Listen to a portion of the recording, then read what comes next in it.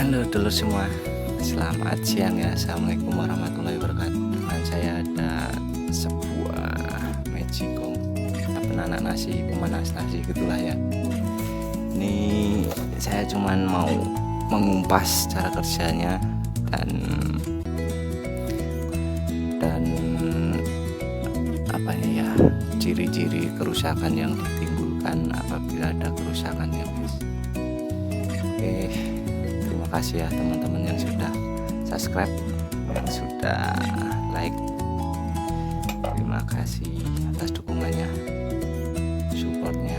Mudah-mudahan saya tetap semangat dalam membuat video, berbagi, sharing ilmu yang saya mengerti itu ya guys, agar memberi manfaat bagi teman-teman yang lain sedikit ilmu yang saya miliki. Oke, lanjut. Ini yang saya katakan tadi, saya ingin menjelaskan kerusakannya yang mulai dari awal ya guys. Pertama, biasanya kalau untuk kerusakan mati total itu ada di sekring fuse. Ini kerusakan magicom ini juga fuse-nya ya. Ini fuse-nya putus. Ini saya lilit pakai serabut kabel ya, daripada belian ya. Teman-teman kalau menemui kerusakan, cek saja ininya dulu, khusus kerusakan mati total ya. Saya tutup kembali. Kemudian biasanya kerusakan itu untuk magicom, biasanya pemanasnya untuk menanak nasi tidak bisa, untuk menghangatkan tidak bisa, atau nasinya belum lama berbau, atau keras bagian atas, atau semuanya ya, itu ya. Itu untuk kerusakan magicom ya, ciri-cirinya. Dan saya akan menjelaskan area mana yang rusak berdasarkan ciri-cirinya itu ya. Benar, saya pasang dulu untuk fuse-nya.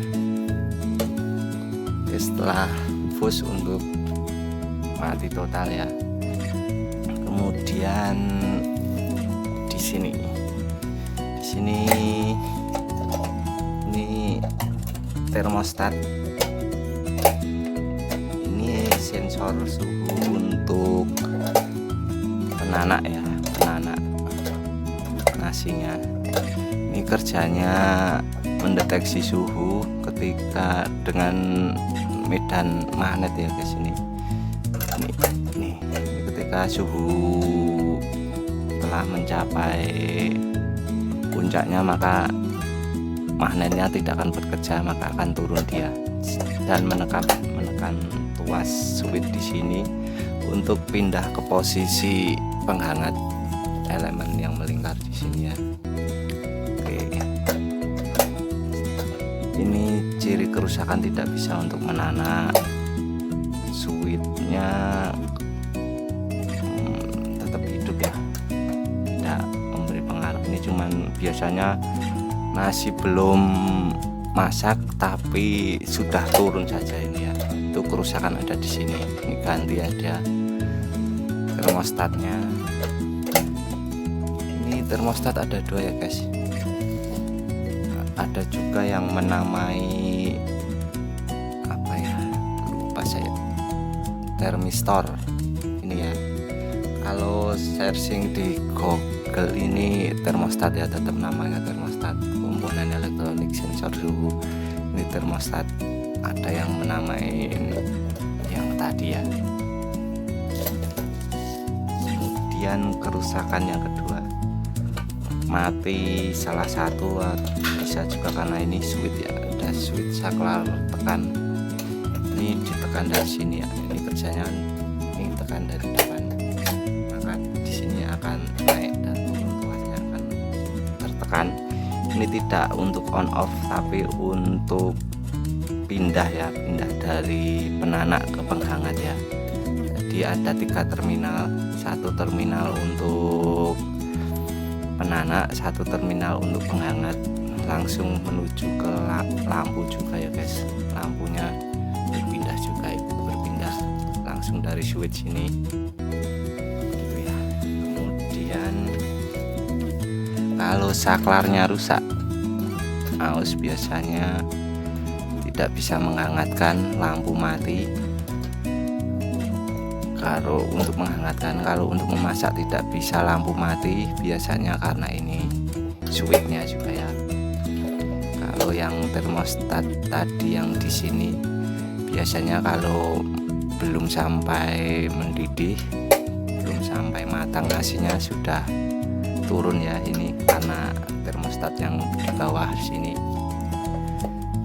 Kemudian ini termostat yang di samping, atau punya termostat gitu aja ya biar mudah. Termostat ini sensor suhu, biasanya di toko-toko ada dengan sensor suhu 70 derajat, 80 derajat, 90 derajat dan seterusnya ya. Untuk penanak nasi biasanya 70 derajat ya, 80 derajat bisa juga. Semakin tinggi derajatnya maka nasinya yang dihangatkan semakin panas ya, dan efeknya nasinya panas terus, jadi cepet bau ya, itu ya untuk yang di sini. Kalau nasinya bau biasanya ini juga suhunya melar atau ini short, tidak bekerja. Biasanya ini kan kerjanya ketika suhu mencapai suhu 70 derajat. Bila menggunakan termostat dengan suhu 70 derajat maka ini akan putus alias off, otomatis elemen tidak akan mengeluarkan suhu. Maka di sini di panci samping ini akan agak dingin. Setelah suhu mencapai di bawah 70 derajat maka ini akan on lagi termostatnya, maka mulai menghangatkan lagi gitu ya, kerjanya begitu terus ya. Kalau tidak bisa menghangatkan, cek dulu ini ya. Ini biasanya dicek pakai listrik juga bisa. Ketika posisi suhu dingin pasti on, kalau ini off berarti rusak. Tapi kalau ketika suhu panas ini harus off, kalau tidak off ini rusak. Kalau telah mencapai titik kerja termostatnya akan off ya. Ini elemen ya yang di samping, elemen samping. Elemen untuk penghangat ada 2. Ini yang di samping. Ini untuk menghangatkan. Apabila elemennya rusak maka tidak bisa menghangatkan ya guys. Nasinya adem gitu. Ini penghangat, elemen penghangat yang di samping. Kemudian ada juga satu lagi elemen yang di atas. Ini di sini ya guys. Di sini ada elemen juga keliling di atas sini. Ini untuk memberi suhu ke bawah ya. Gini ya. Ini ketika tidak kelihatan. Di sini ya ada elemen melingkar di sini. Penghangat ini ikut suhu 70 derajat juga, di seri dengan elemen yang di samping di sini tadi ya, rangkaiannya. Jadi di seri ketika suhu mencapai 70 derajat di sini juga ikut off. Ketika elemen yang di sini mati maka nasinya keras bagian atas itu ya guys, atau airnya apa ya, airnya tidak mau naik, cepat berbau gitu ya guys, alias tidak mau naik tadi di sini dan mau keluar. Ini untuk karetnya, ini apabila karetnya sudah tidak bagus, tidak menutup dengan rapat maka akan menyebabkan nasi keras juga ya.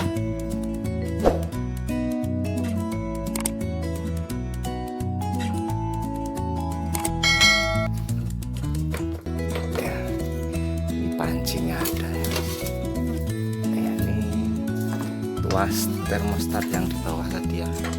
Ini ketika tidak ada panci maka nasi tidak akan bisa untuk menanak nasi ya. Apabila ini rusak atau sudah penyok-penyok maka tidak akan bisa juga menekan ini ya. Kalau ini belum tertekan maka tidak bisa untuk menanak nasi, tidak bisa mengecek suhu di sini, tidak akan on, alias elemen yang di sini tidak akan bisa on. Itu ya. Apalagi sepertinya sudah lengkap ya guys. Switch termostat, elemen untuk menanak nasi, elemen penghangat sudah, cycling fuse sudah semua ya guys. Oke lah, sekian ya untuk video penjelasan tentang cara kerja Magicom untuk menanak dan menghangatkan nasi ya. Yang saya pahami, yang saya mengerti ya ini ya guys. Mudah-mudahan ini bermanfaat. Apabila teman-teman menemui kerusakan Magicomnya sendiri, bisa dicek, dilihat sendiri ya, tanpa harus dibawa ke tukang servis ya, dengan langkah-langkah ciri-ciri kerusakan yang telah saya sebutkan tadi ya. Oke guys, sekian dulu video kali ini. Apabila banyak kesalahan saya mohon maaf yang sebesar-besarnya. Akhir kata dari saya, wassalamualaikum warahmatullahi wabarakatuh.